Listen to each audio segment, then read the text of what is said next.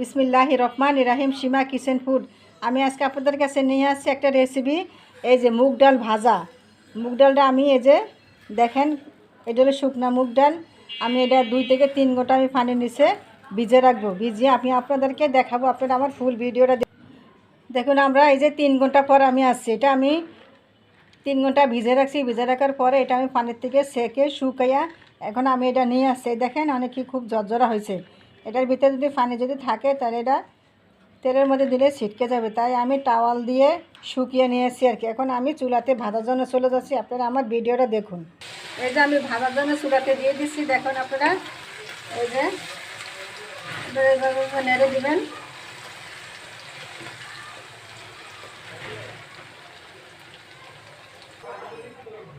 এই দেখেন আমার এই যে ভাজাটা হয়ে গেছে গা। এই যে আমি একে একে সবগুলা তুলে ফেলতেছি, যেভাবে ছেঁকে দিব। দেখেন কত সুন্দর একটা হয়েছে। দেখুন আমার মুগ ডাল ভাজা হয়ে গেছে।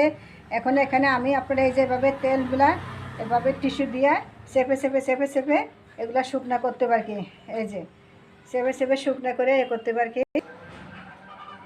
দেখেন এই যে আমার এই যে ঢাল ভাজাটা ভাজা হয়ে গেছে। দেখেন কত সুন্দর একটা কালার। আপনারা আমার মতন এইভাবে রান্না করুন বা ভেজে নিতে পারেন।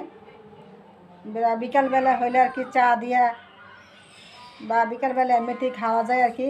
এগুলা তেল দিয়ে যদি ভালো মতন টিস্যু দিয়ে যদি চেপে চেপে লন, তাহলে আর কি আপনারা এগুলা 1.5 থেকে 2 মাস যাবত এগুলো আপনারা সংগ্রহ করতে পারবেন আর কি। এগুলা খুব মচমচে থাকবে আর কি। প্লিজ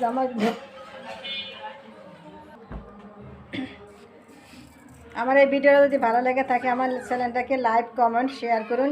নতুন হয়ে থাকলে সাবস্ক্রাইব করুন। আপনারা এইভাবে আমার মতন বানান। আল্লাহ হাফেজ।